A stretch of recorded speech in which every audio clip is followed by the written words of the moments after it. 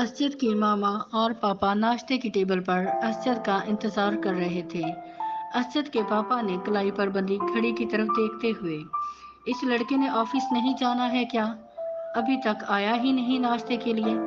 असजद की मामा ने असजद के कमरे की तरफ देखते हुए, आज ना इरादा होगा जाने का, जो अभी तक तैयार नहीं हुआ।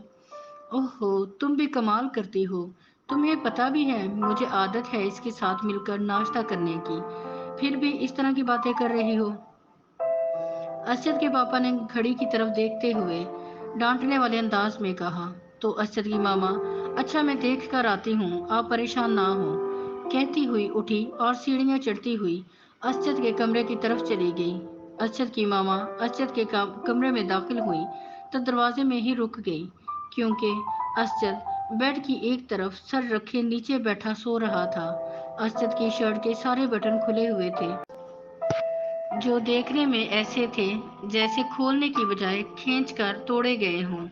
असद का एक शूज इसके पांव के करीब और दूसरा दूर पड़ा हुआ था, और साथ पड़े सोफे के सारे कुशन नीचे कालीन पर पड़े थे। असद की मामा ने असद के पास जाकर इसके बालों में हाथ फेरते हुए हल्की सी आवाज में कहा, असद। तो असद के खुश्क होंठों पर जुम्बश हुई, जो रात देर तक रोने की वजह से खुश्क हो गए थे। उठो असजद। असजद की मामा ने असजद के बालों में हाथ फेरते हुए कहा। असजद ने आंखें खोली तो अपने पास नीचे बैठी मामा को देखकर जल्दी से सीधा होते हुए, जी मामा। असजद की मामा ने हैरान होकर, ये अपनी और कमरे की क्या हालत बनाई हुई है बेटा? असजद कमरे में नजर दौड़ाता हुआ जैसे मामा की हैरानगी को समझ चुका हो। असजद ने खुद को सीधा करते हुए मसनूई मुस्कुराहट के साथ कहा, कुछ नहीं मामा। मामा वो बस ऐसे ही। असजद की मामा जो इसके चेहरे पे नजरें गाड़े हुई थी, क्या बात है बेटा, कोई परेशानी है? असजद लड़खड़ाते लफ्जों के साथ खुद को महफूज करते हुए, नहीं मामा, कोई परेशानी नहीं। आज नाश्ते के लिए क्यों नहीं आए? ऑफिस नहीं जाना क्या? असजद की मामा ने हैरानगी से पूछा। तो असजद, ओहो, जाना तो है मामा, बस मेरी आंख नहीं खुली, पता नहीं कब इतनी गहरी नींद आ गई। असजद ने नजरें चुराते हुए कहा और खड़ा हो गया। और पापा? पापा चले गए ऑफिस? असजद ने मौजू को बदलते हुए पूछा।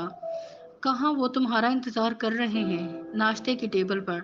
तुम्हें पता तो है वो कहाँ तुम्हें मिले बगैर जाते हैं। उन्होंने ही मुझे भेजा है तुम्हें बुलाने के लिए, असजद की मामा ने कहा।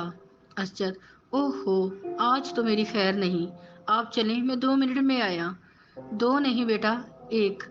वो बहुत गुस्से में है, असजद की मामा ने कहा। ओके मामा, आप पापा को संभालें और मैं अभी आया। असजद जल्दी से कहता हुआ वॉशरूम की तरफ भागा। जे लड़का भी ना, असजद की मामा कहती हुई कमरे से बाहर चली गई।